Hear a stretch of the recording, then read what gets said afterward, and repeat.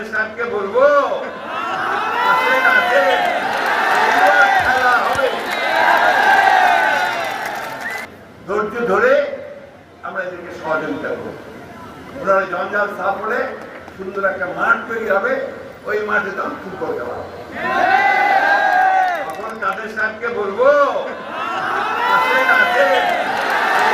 খেলা হবে।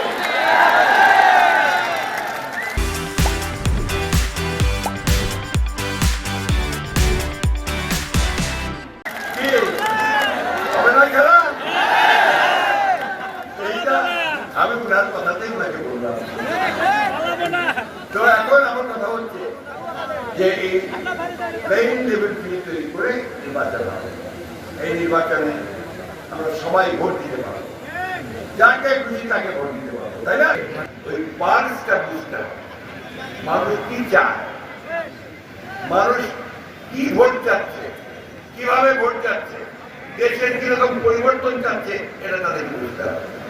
আর আরেকটা কথা আছে, ঘুষ, সর্বক্ষেত্রে ঘুষ, যেখানে যাবেন সেখানে ঘুষ। ওই স্কুলের চাকরি হবে না যদি শিক্ষকের চাকরি হবে না যদি আপনার 19 লাখ 20 লাখ টাকা না দেয়, তাই না?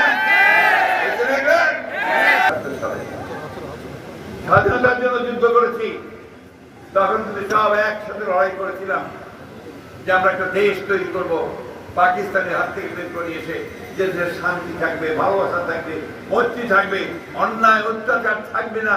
আমি আমার কথা বলতে পারবো, কিন্তু এই আওয়ামী লীগ এই দেশটাকে কি বানিয়েছে চিন্তা করেন। আমি আর নাম বলতে চাই না, আমি শুধু এটুকু বলতে চাই, আওয়ামী লীগ এই দেশের মানুষের সঙ্গে গাদ্দারি করেছে।